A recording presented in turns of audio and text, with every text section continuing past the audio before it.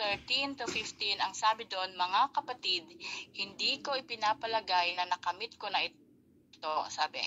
Ngunit isang bagay ang ginagawa ko. Habang nililimot ko ang nakaraan at siniksikap na marating ang layuning nais kong makamtan, nagpupunyagi ako patungo sa hangganan upang makamtan ang gantimpala ng pagkatawag sa akin ng Diyos sa pamamagitan ni Kristo Jesus, ang buhay na nasa langit. Ganyan ang dapat maging kaisipan nating mga matatag na sa pananampalataya. Kung hindi ganito ang inyong pag-iisip, ipapaunawa iyan sa inyo ng Diyos. So yun ang sinasabi sa Philippians 3:13 to 15. O sige, kung hindi nyo pa nauunawaan ang lahat ng mga bagay na ito, huwag kayong mag-alala. Ipapaunawa po sa atin ito ni Lord. Okay? Meditate on God's promises. Meditate on His faithfulness. Have a grateful heart. Kumbaga, ang parati nating titignan kung ano yung mga, we have to know how to count our blessings. Ganun. And align your actions on His will, and you will begin to see His new things unfold in your life. Okay? I-align daw natin yung lahat ng ating mga ginagawa sa will ni Lord. Dapat, i-follow natin yung will ni Lord. Hindi yung kung ano yung kagustuhan niya. Hindi yung kung ano yung gusto mo. Hindi yung pag nagpe-pray tayo. Pwede naman sabihin kay Lord na, di ba, pag nagpe-pray tayo, you can be honest with God and you will say, Lord, ganito ang gusto ko. But it's always, your will be done in my life. Meron dapat yung kaisipan sa atin na naandun yung total surrender natin sa Kanya and obedience that we want to follow His will. Okay? As you meditate on God's promises, don't forget His faithfulness. Okay? Dapat naka-align or nakalinya daw yung mga actions natin or kalooban natin sa will ni Lord at makikita mo kung paano unti-unting nagbubukas ang mga bagong biyaya ng Diyos. Hindi kasi natin nakikita yon, di ba? Sabi ko nga, parang dahil nga dun sa mga sinasabi, nakikinig tayo sa sinasabi ni Satan, nagda-doubt tayo kung ano yung na-receive na natin, we are blinded. Hindi natin nakikita yung ginagawa ni Lord. Paano nga naman, hindi tayo nakafocus sa Kanya, hindi tayo nakafocus sa ngayon, at hindi tayo nakafocus sa hinaharap, kundi nakatingin pa rin tayo sa nakaraan. Nabubuhay tayo sa nakaraan. Di ba binago na nga tayo ni Lord?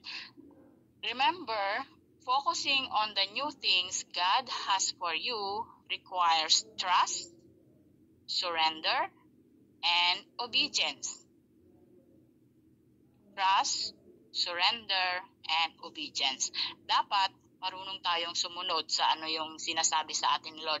Di ba nagbabasa kayo ng Bible? There will be verses na nako-convict kayo, ito daw ang gagawin mo, pero hindi mo naman ginagawa, binabasa mo lang. Walang mangyayari at walang mababago sa atin. And that brings us to our point 3. Ang bilis-bilis lang natin.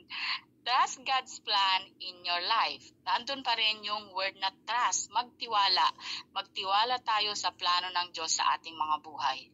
Ay naniniwala nga ba kayo na napakaganda ang plano ni Lord para sa atin, sa bawat isa sa atin? Naniniwala kayo doon? Praise God kung gano'n ang inyong kaisipan. Search nyo. You can search. Ang dali na lang mag-Google ngayon. You can open your Bible or pwede nyo i-Google. Ano ba yung mga pangako ni, ano ba yung mga plano, ano ba yung mga verses na nagsasaad kung ano yung magandang plano si Lord sa akin. O kaya, when you search it, pwede nyo tignan sa Bible. Open your Bible and read those verses. At makikita nyo na maganda ang plano ni Lord sa bawat isa sa atin. Granted na bawat isa sa atin, mayroon tayong magagandang plano para sa ating buhay. But it's nothing compared to the plan that God has for us. Okay? He promises us an abundant life. Yan, mababasa niyo sa John 10:10. Ang sabi niya doon, full and abundant life, na ang ibig sabihin nun, full and meaningful life.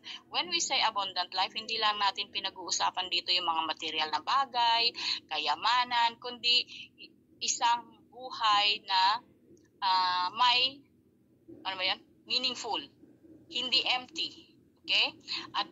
At plano din ni Lord na to prosper us and not to harm us. Marami pang mga verses na pwede nating mabasa, panghawakan, i-meditate nyo, and it would give you encouragement and peace sa inyong mga puso at isipan, okay? At sabi nga dun sa last part, parang nawala na yung aking ano. Okay.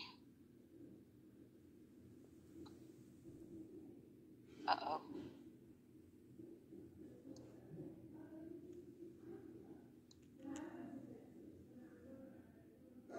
Nakikita nyo pa ba?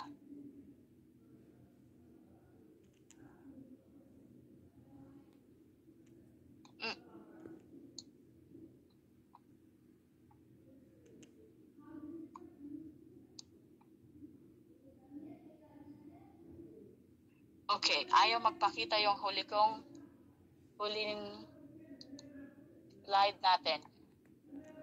Dito na lang. Sabi dun sa last part, di ba? Gagawa ako ng isang daanan sa gitna ng disyerto at magkakaroon ng ilog sa lugar na ito. Di ba ang ganda nun? Gagawa ako ng daan sa gitna ng disyerto. I will make a way when there seems no way. Ganon tayo kamahal ni Lord. At hindi natin pwedeng sabihin na napakahirap ng pinagdadaanan ko ito, wala na sigurong, wala na akong lulusutan or wala na magiging solusyon sa pinagdadaanan ko na ito. But when we submit, when we entrust God, whatever we are going through, kung ano man yung mga problema natin, He will always make a way for us because He loves us. And He promised, di ba, gagawa siya ng daanan sa gitna ng disyerto. It's like He's telling us na kahit doon sa mga bagay-bagay na naisip natin na parang wala, hindi mo na alam kung saan ka dadaan, na wala ng solusyon, He will make a way for us. Okay? At magkakaroon ng ilog sa lugar na to. Kahit sa disyerto magkakaroon daw ng ilog. Ganon makapangyarihan ang ating Panginoon. At ganon tayo kamahal ni Lord. Only what we should do is to trust in His plan in our life. Sabi ko nga kanina, ano yung mga tatlong points na minention ko tonight? Forget the former things. Focus on the new things God has for us. And trust God's plan in your life. Gusto ko lang din malaman sa sino man ang gustong mag-share, ano ba yung mga bagay-bagay na nakakahinder, bakit hindi natin maibigay yung total trust natin sa ating Panginoon? Meron ba? Meron pa bang pag-aalinlangan? Meron pa bang mga doubts? Meron ba kayo na-experience na hindi naman kayo na-rescue?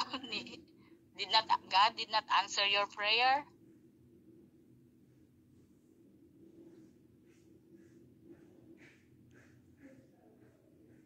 You have to remember that God answered our prayers in three ways. There could be yes, merong no, because not now, or later. Okay? No, dahil hindi rin para sa'yo or hindi maganda sa'yo. As I said, kung ano man ang maging mga plano nyo sa buhay, alam nyong maganda yon, mayroong mas magandang plano sa atin ni Lord. Hindi matutumbasan gaano man kaganda yung pwedeng planuhin sa ating mga sarili compared sa kung ano yung plano ni Lord sa atin. We only have to trust Him that He's making a way for us. Okay? I hope that though very short po yung ating pag-aralan, or parang hindi nga tayo wala nga tayong interaction pero I hope na dun sa maiksing 3 points na ipaalala po sa atin ngayong gabi ay meron tayong pwedeng pagbulay-bulayan coupled with sabayan natin ng pagbabasa ng mga salita ni Lord, and we will be yung refresh ng kanyang mga salita. Kaya wag natin kakalimutan na magbasa ng kanyang mga salita, kausapin siya sa ating mga panalangin. And be honest with God when you are talking with Him in prayer. Yun lang po. Meron ba kayong mga violent reaction? bago tayo manalangin muli, bago tayo mag-closing prayer, kasi yun lang po yung 3 points na has raised a hand. Tama ba? Yes, so but may share lang po ako, sister, doon sa tanong niyo po kanina. Yes. Yung parang prayers mo na parang hindi naman natutupad. Bali, pero natupad po siya, pero halos parang after 18 years po bago siya natupad, parang ganon. Bali, since young po kasi ako, yung father ko is addict po.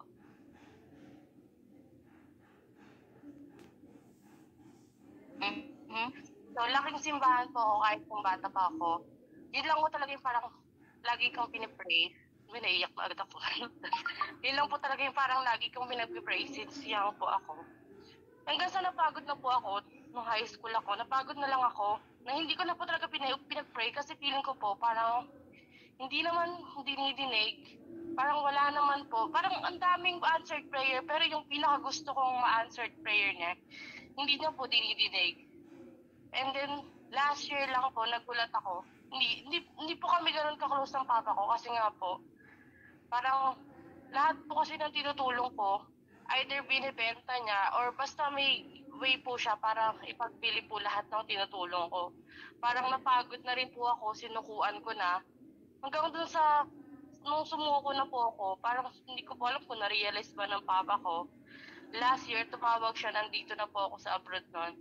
Tapos, yun, pinalitan niya po sa akin na hindi na siya gumagamit ulit, ilang buwan na. Tapos parang napaiyak po ako. Tapos binalita rin po ng mga kapatid ko na hindi na rin po talaga siya gumagamit. Yeah. Yes. Tapos, nag-negative na rin po siya dun sa ano niya. Tapos, sobrang saya ko po na hindi ko na po kasi talaga, nakalimutan ko na po yung prayer na yun. Kasi sinukuan ko na po talaga siya.